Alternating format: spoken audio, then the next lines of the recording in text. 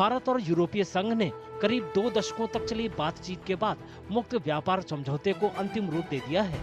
इसे mother of all deals यानी अब तक का सबसे बड़ा व्यापार समझौता कहा जा सकता है, क्योंकि इससे करीब 2 अरब लोगों को फायदा होगा।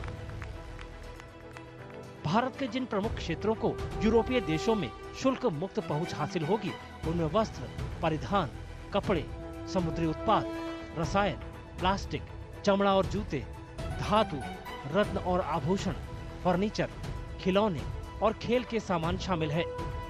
मौजूदा वक्त में यूरोपीय संघ में इन क्षेत्रों पर 0 से 26% तक का शुल्क लगता है। यूरोपीय संघ मुक्त व्यापार समझौते के लागू होने के पहले दिन से ही भारत के 90% सामानों पर आयात शुल्क खत्म कर देगा। ये समझौता अगले साल की शुरुआत में लागू होने की उम्मीद है। बाकी 3% आयात शुल्क 7 सालों में चरणबद्ध तरीके से खत्म किया जाएगा। दूसरी ओर यूरोपीय संघ को भारत में 10 सालों की अवधि के लिए अपने 93% सामानों पर शुल्क मुक्त पहुंच हासिल होगी। भारत समझौते के लागू होने के पहले दिन से सिर्फ 30% यूरोपीय सामानों पर शुल्क हटाएगा। यूरोपीय वाइन कम कीमतों पर भारतीय बाजार में दाखिल होने के लिए तैयार है। समझौते के तहत यूरोपीय संघ की वाइन पर शुल्क 150% से घटकर महंगी वाइन पर 20% हो जाएगा।